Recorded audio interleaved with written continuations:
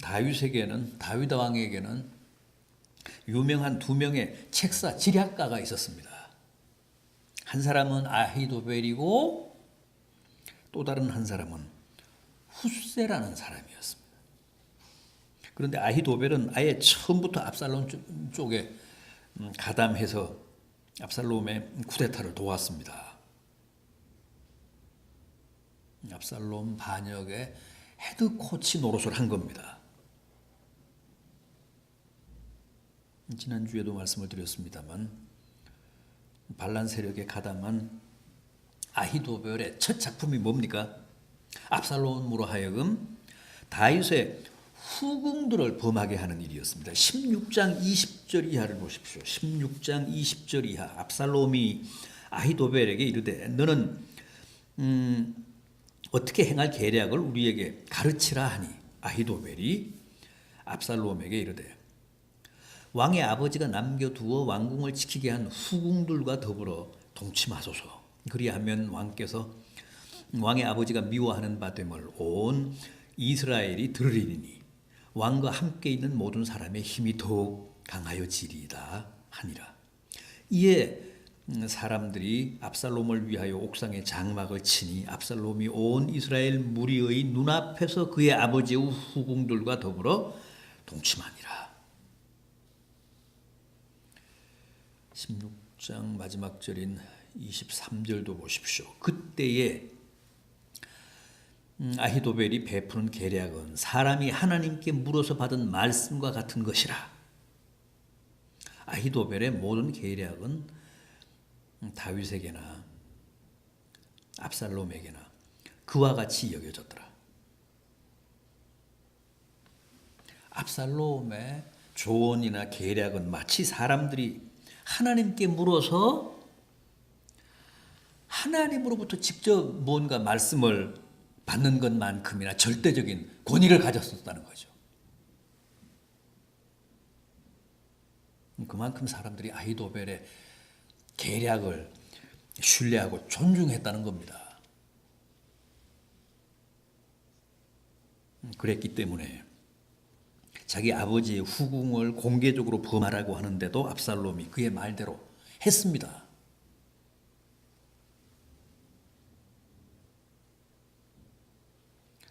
그렇게 함으로써 만천하에 이제 당신이 이 나라의 진정한 주인이 되었음을 알리십시오.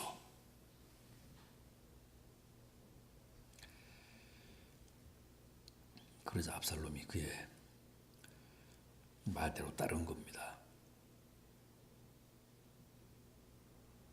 압살롬에게도 아히도벨의 말이 마치 하나님 말씀처럼 여겨졌기 때문입니다. 그런데 변수가 생겼습니다. 다윗의 두 책사 가운데 하나인 훗세가 한 템포 뒤에 압살롬 앞에 나타났습니다. 훗세마저도 압살롬을 돕겠다고 그를 찾아온 겁니다. 16장 16절 이하를 보십시오. 16장 16절 이하 다윗의 친구 아렉 사람 훗세가 압살롬에게 나갈 때에 그에게 말하기를 왕이여 만세하니 압살롬이 훗세에게 이르되 이것이 내가 친구를 후대하는 것이냐 내가 어찌하여 내 친구와 함께 가지 아니하였느냐 하니 훗세가 압살롬에게 이르되 그렇지 아니하니이다. 내가 여호와와 이 백성 모든 이스라엘의 택한 자에게 속하여 그와 함께 있을 것이니이다. 또 내가 이제 누구를 섬기리까? 그의 아들이 아니니까 내가 전에 왕의 아버지를 섬긴 것 같이 왕을 섬기리이다.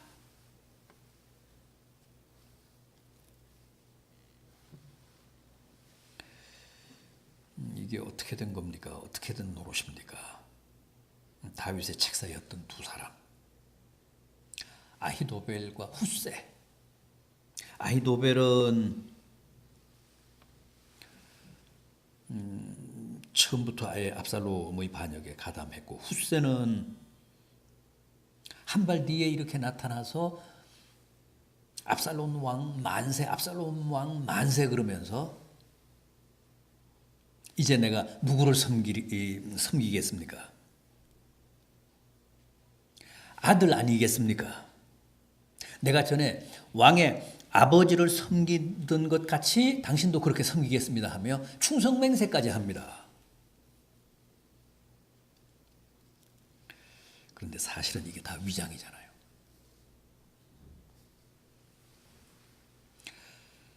15장 32절 이하를 보면 다윗이 울며 맨발로 피난길에 나섰을 때 훗새도 따라 나섭니다. 15장 32절을 보십시오. 다윗이 하나님을 경배하는 마루턱에 이를 때에 아렉 사람 훗새가 옷을 찢고 흙을 머리에 덮어쓰고 다윗을 맞으러 온지라.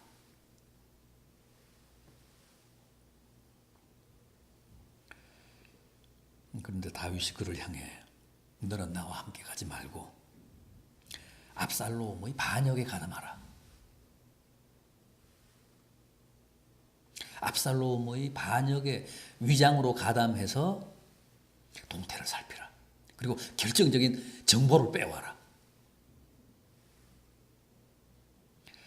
그래서 밀정으로 스파이로 압살롬에게 이 훗새를 보낸 겁니다.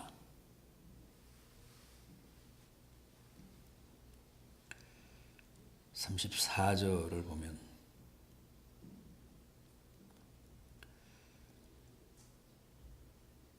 네가 나를 위해서 아히도벨의 모략을 패하게 하라.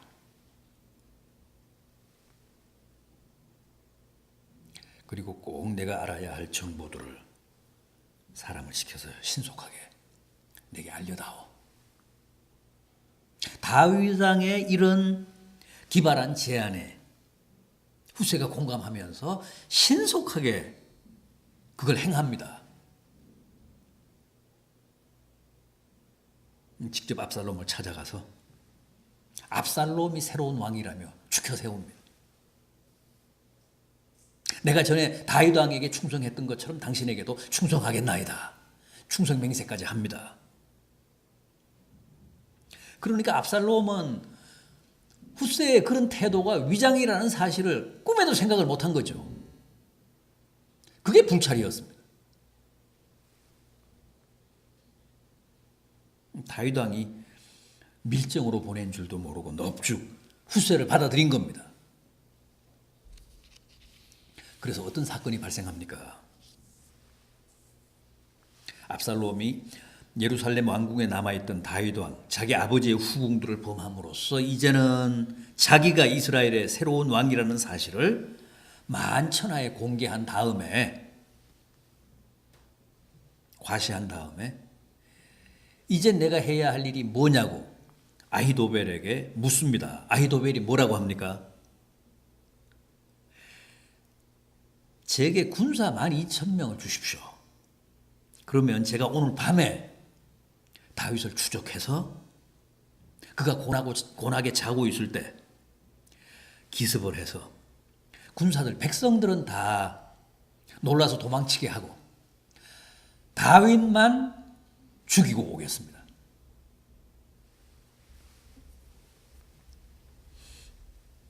백성들을 해치지 않으면 민심이 다 당신에게로 모일 겁니다. 다윗 왕만 내가 해치고 오겠습니다. 압살롬과 그의 쿠데타 세력들이, 그를 추종하는 장로들이 아히도벨의 그 작전을 다 옳게 여겼다고 합니다. 그 좋은 작전이다.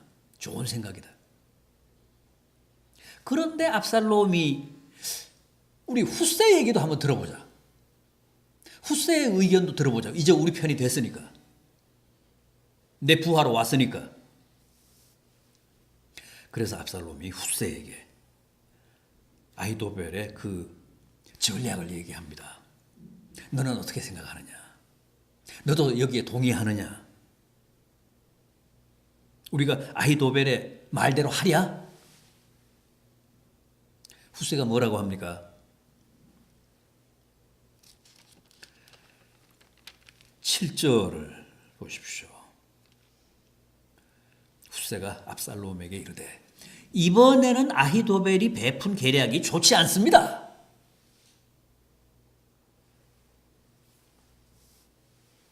단도직입적으로 좋은 계략이 아니라고 합니다.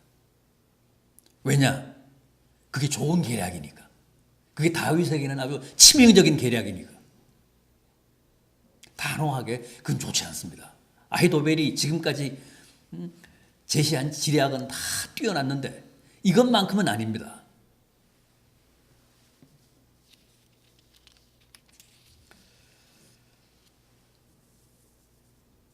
다윗 왕에게 치명적인 도발이 될 수 있는 아히도벨의 그 계략을 후세가 필사적으로 막았습니다. 다윗 왕은 전쟁의 귀재요 달인이기 때문에 절대 백성들과 군인들과 함께 자지 않습니다. 누구도 알지 못하는 어디 동굴에 가서 잘 겁니다. 아주 비밀스러운 장소에 가서 잘 겁니다. 기습한다고 뛰어들었다가는 실패합니다. 만약에 여기에 실패하면 군사들이 사기가 떨어질 것이고 또 그 소문이 백성들에게 퍼져나가면 다윗을 지지하는 사람들, 그래서 완전히 국론이 분열될 겁니다.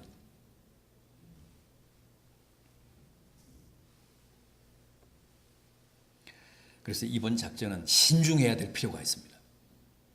이걸 그대로 시행했다가는 실패할 게 뻔합니다.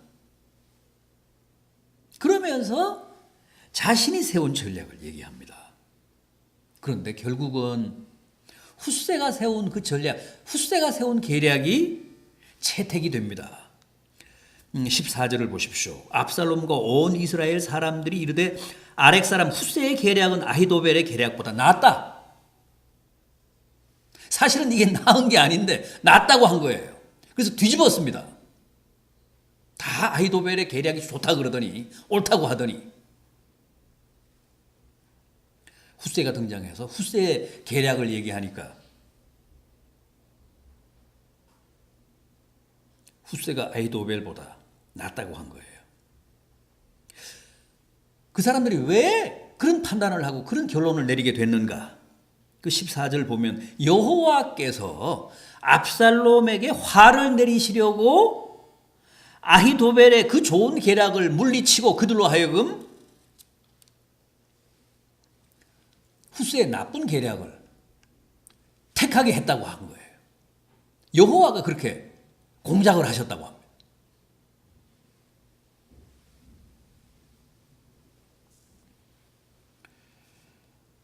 아히도벨의 계략은 다윗 왕에게 치명적이었고 후세가 제안한 계략은 압살롬을 망하게 하고 다윗 왕을 보호하는 계략이었는데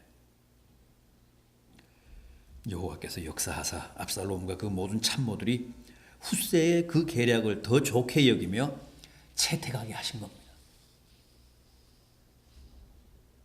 왜 그랬을까요? 여호와께서 압살롬을 징계하시기 위해서, 압살롬에게 화를 내리시려고, 압살롬을 망하게 하시기 위해 압살롬에게 재앙이 될 그 후세의 계략이 채택되게 한 것입니다.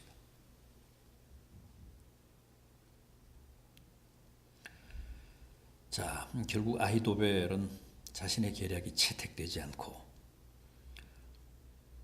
후세와의 지략 대결에서 밀리자 자존심에 큰 상처를 입고 낙심해서 그 길로 나귀를 타고 고향으로 돌아가 목을 메고 말았습니다. 자살하고 말았습니다. 총으로 자기의 머리를 쏜 겁니다. 17장 23절을 보십시오.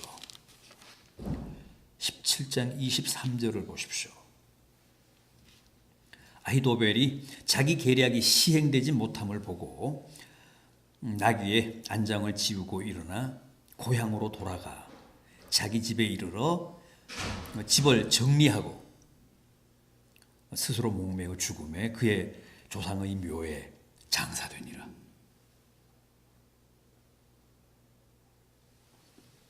아히도벨은 이렇게 해서 하나님의 심판을 당한 겁니다.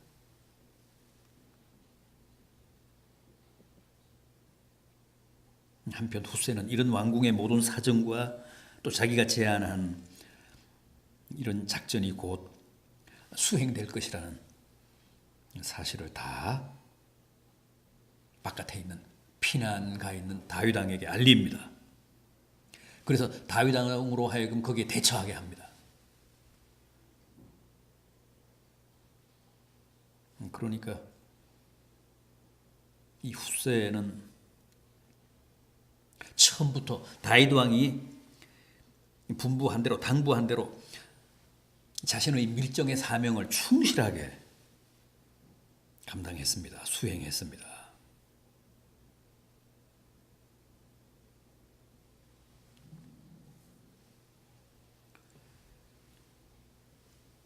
하나님이 역사하사 다윗을 잡으려고 했던 작전을 결국 무산시키고 압살롬의 오른팔 노릇을 하던 아히멜렉도 최후를 맞게 하시고 결국은 이 작전에 이 후세의 작전에 압살롬이 잡히잖아요. 압살롬이 당합니다. 압살롬이 죽습니다. 왕이 직접 나서야 됩니다. 왕이 직접 대군을 지휘해서 다윗 왕을 잡아야 합니다. 후세는 그걸 권했거든. 그래서 다윗과 맞서기 위해서 나섰다가 결국은 압살롬까지 죽습니다.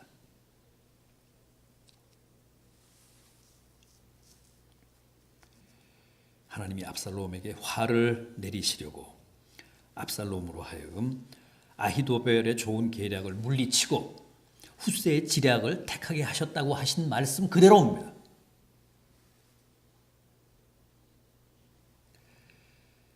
하나님이 역사하시고 하나님이 개입하시면 이렇듯 어떤 상황에서도 어떤 처지에서도 반전이 일어날 수 있습니다.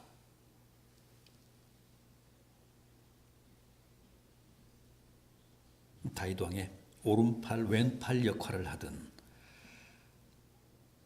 두 지략가 아히도벨과 후세의 선택 그리고 결단이